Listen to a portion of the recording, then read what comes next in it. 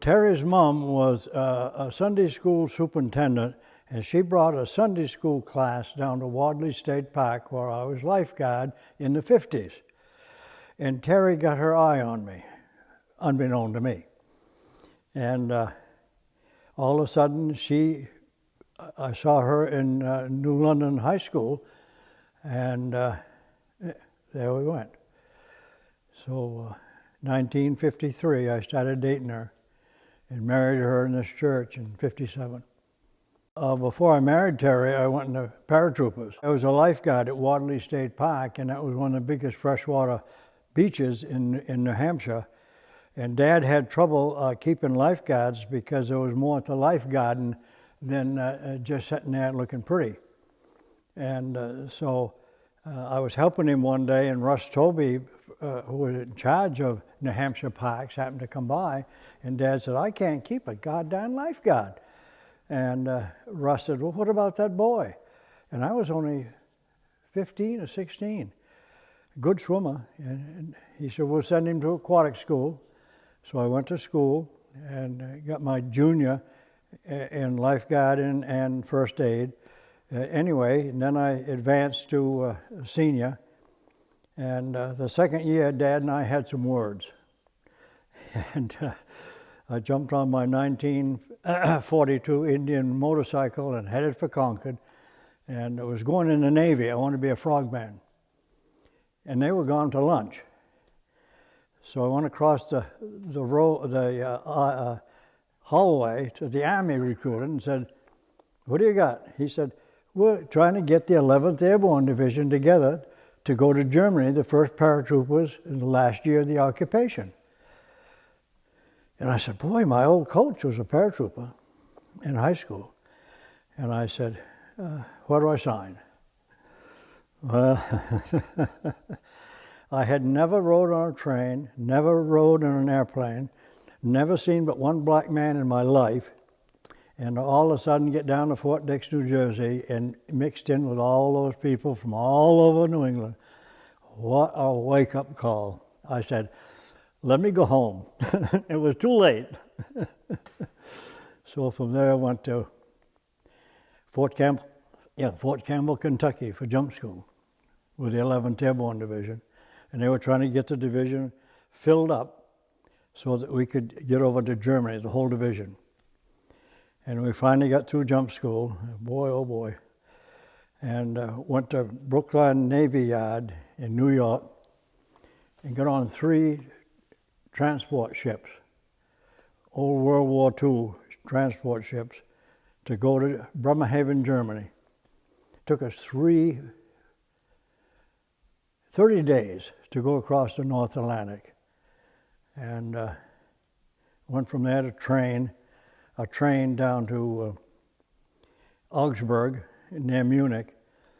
And that's where we were stationed for. And I got a little lonely.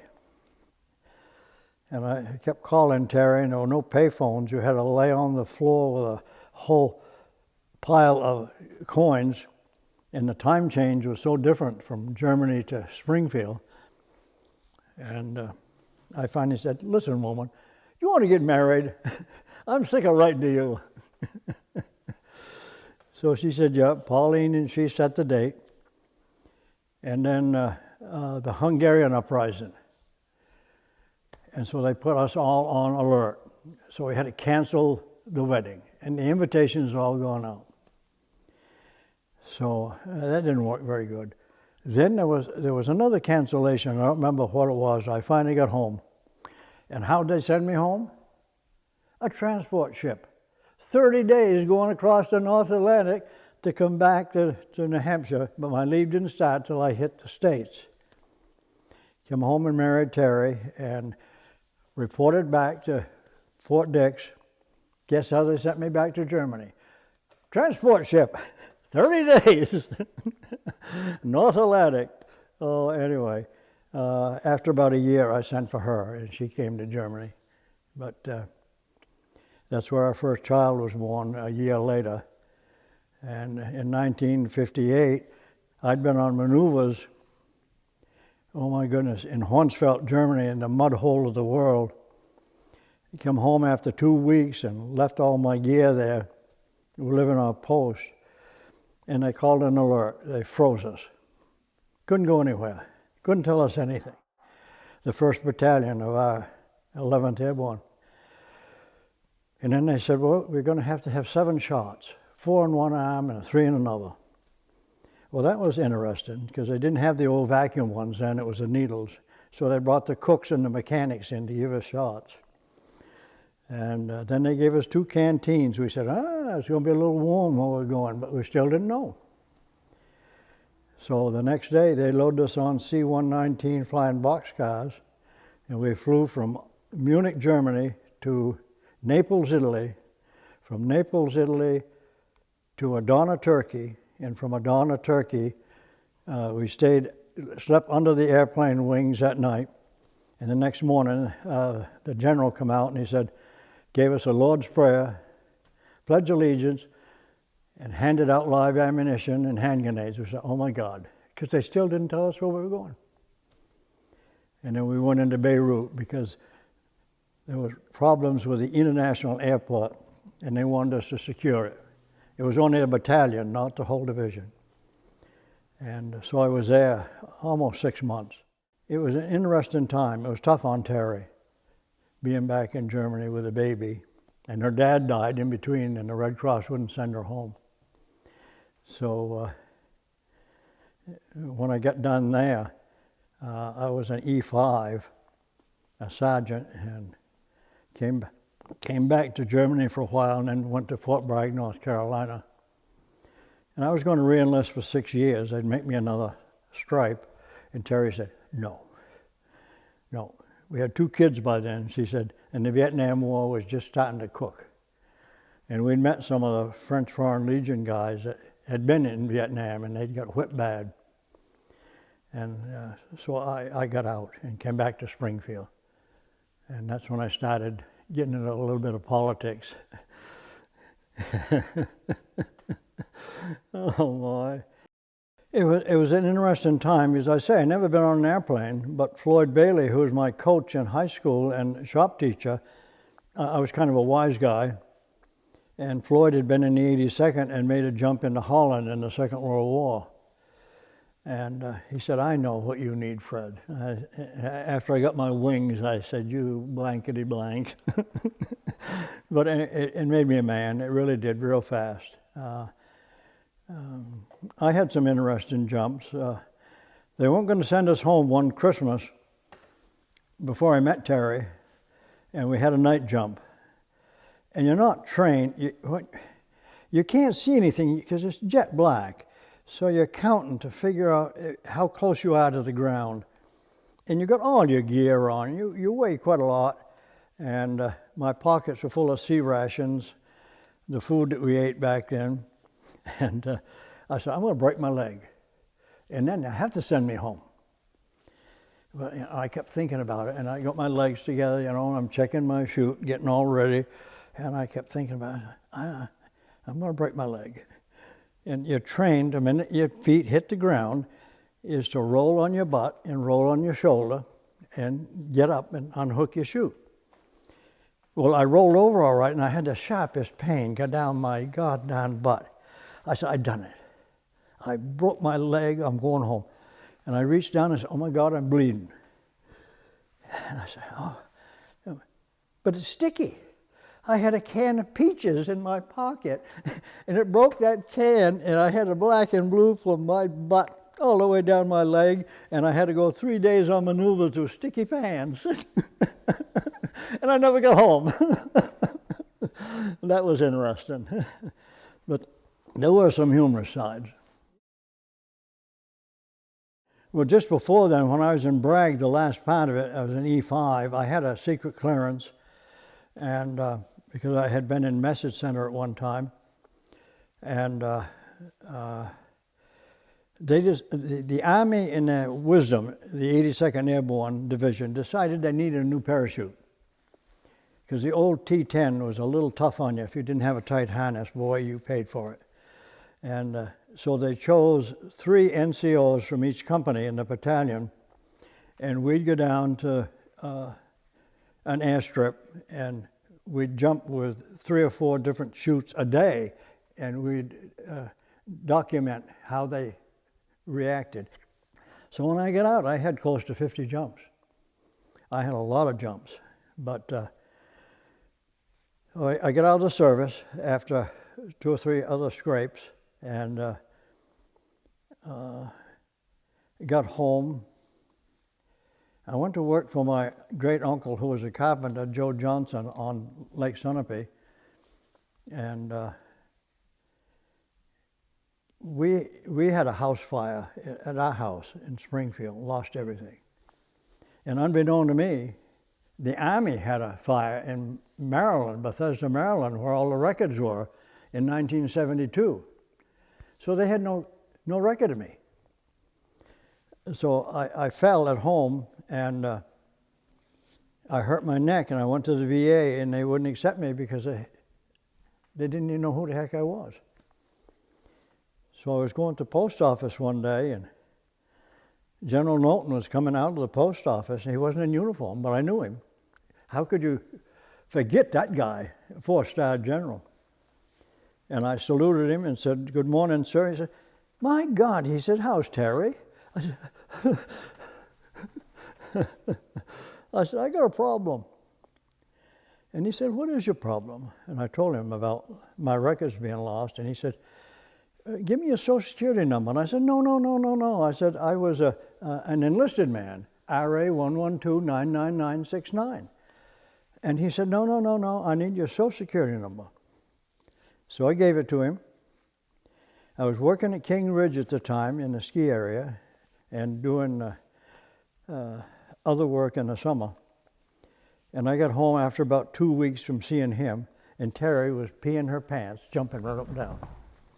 I said, "What is wrong?" She said, "I got a call from the Pentagon." I said, "Oh my God." General Knowlton's aide, who was a full bird colonel, had called her and wanted some more information. Within a month, I had the records that he had rebuilt and my Armed Forces Expeditionary Medal that we won in Beirut to pin on my chest. So it's a small world. But General Knowlton was quite a gentleman.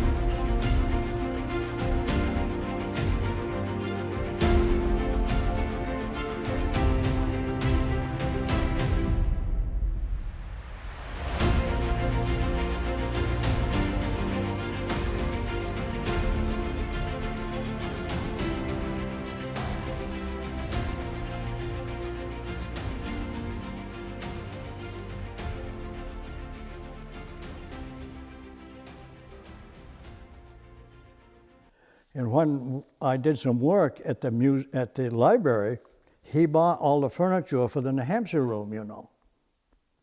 And it came in kits. So I was restoring furniture and doing work in my shop. So I put it all together and urethaned it and put it back in the room. I hope it's still there. And I wouldn't take any pay. And all of a sudden, I got a bronze eagle matching set bookends from General Knowlton. The most beautiful bookends you ever saw with a great big eagle on it and a flag. He's quite a man. Quite a man. But my experience in the Army was different. Well, Kyle Garrity is home right now from the Navy. He's in Sicily. He's a Navy cop, and I hope we don't go to war. They've got absolutely no training. When they run in designer sneakers and shorts, and no backpacks, no rifles. There's no guard duty, there's no KP, kitchen police, everything is catered. it just seems like a different world, a very, very different world. So I have to be careful because I kind of lose my patience. What happened? And I get the VFW magazine and the American Legion, and they've had such a low response to recruiting, all branches. They have lowered the standard for IQ tests, and they've lowered the standard for physical training. When I made a jump in Beirut, the parachutes we used to jump over there were the same parachutes we wore all the way across to Italy. We had to keep our chutes on in those old C-119s. Took them off to go in and have a steak and egg meal at their mess hall. And then all the way to Adana, Turkey with those same parachutes, all the way to go into Beirut. And when you jumped out of the C-119s, you jumped out of two doors. And the C-119 had a double tail. And if you weren't careful, if you didn't alternate your jumping, you could get tangled. Well, we got tangled. I started to come down, I checked my chute and it was open, and all of a sudden I looked up and somebody was walking right across my parachute. I said, oh my God. And the air from my chute took the air out of his chute and he come sliding right by me. I said, oh my gosh. And then all of a sudden it would do it the other way. Well, I always carried a double-edged knife in my boot. So I reached up, I'd had enough. I started cutting the lines in my chute because his leg was still tangled in my chute. And so I was able to slip away from him. And we hit the ground pretty hard, but it was in the desert, so it was nice and soft. And I hit the ground, kind of knocked the air out of me, and all of a sudden he come running over. You blankety blank, you damn near killed us. Then all of a sudden he said, oh, excuse me, Sergeant, and walked off. So that was interesting. But that was close. I don't know how hard we would have hit if we'd have stayed together, but pretty hard, because we had all our gear on. But in the meantime, while I was back at Bragg, and I was getting ready to go out, you had to go around and check out the library and all this. They made me in charge of the sick, lame, and lazy, guys that didn't go in the field. So I had to go pick up these guys, take them to battalion headquarters to clean the offices, the toilets, empty the ashtrays, everywhere smoked, and do all this. So I'm doing that, getting ready to go home, and the phone rings at home, and the first sergeant, who was out in the field, said, Davis, get down to the supply room and get new gear. You got to come out to the field for maneuvers. And I said, I'm going home. He said, I don't care. You got a secret clearance and we need you. So I went and got all new gear. They brought a Jeep in. They took me to this big tent, and they were on these maneuvers, and there was a blue enemy and a red enemy, and there was a great big board that had squares in it, and they'd call in and say, A8. I'd put in A8. And then they'd call in and say, 912, and I'd do that.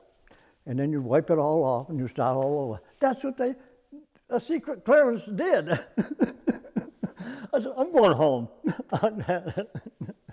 Oh, that's the story of my military life. I had 6 years of active and 2 years of inactive. But I don't regret it. It made me grow up pretty fast.